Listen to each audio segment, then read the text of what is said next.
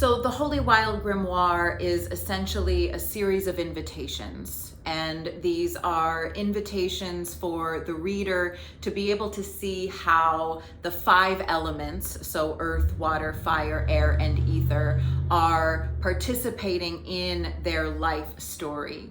So how are these elements not only participating in your story, but even somehow running as dominant threads through your story, or somehow even organizing your story. And so each of the books in the Holy Wild Grimoire, so there's the Book of Earth, the Book of Water, the Book of Fire, the Book of Air, and the Book of Ether, each of those books in the grimoire is written by the reader.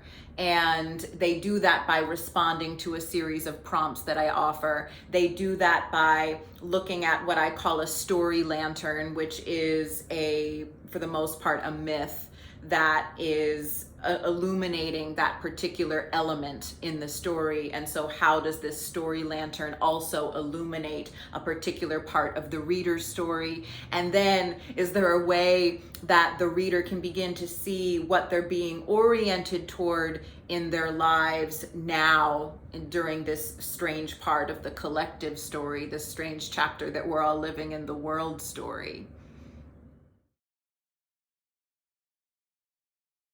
Yes, love letters on a deathbed. So I sometimes, I want to say receive. I don't know if that's exactly how it happens though, but I sometimes feel into these guiding images and I don't quite know what they mean, but they feel important. They feel a bit like my muse for a time. And so these love letters left on a deathbed, that was something that I saw and started to begin to write about and think about and even dream about these love letters on a deathbed and what does that mean. And it was kind of this mythic image that followed me through late 2020 and early 2021 when I was starting to brew this book.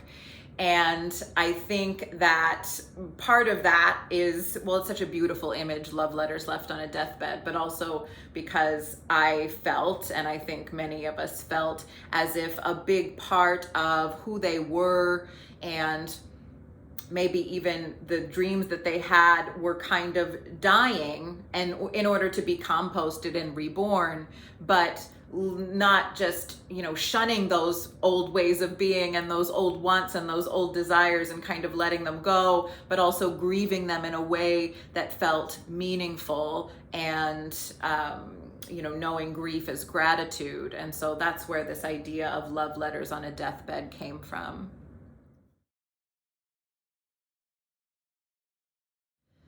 So the greatest takeaway that I hope the reader brings from the Holy Wild Grimoire is a deeper knowing of the way the elements have participated in their life story.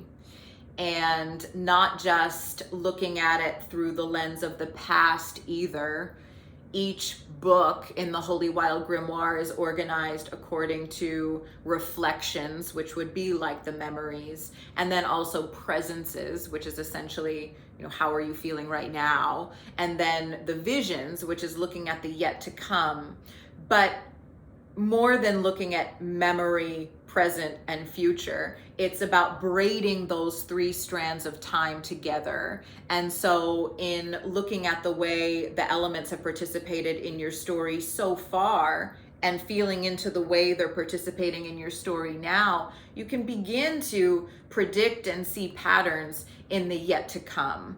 And I hope that that's one of the bigger takeaways that the reader gets from working with the Holy Wild Grimoire. Hopefully they don't just read it. Hopefully they do go through some of the writing exercises and the word witchery exercises and be able to see how wise they are in their own story and in their own divination practices. You can tell a lot just by looking at the words that you choose and the language that you choose when describing your present and past experiences. So I hope that there's some aha moments in the reading and the working with the Holy Wild Grimoire.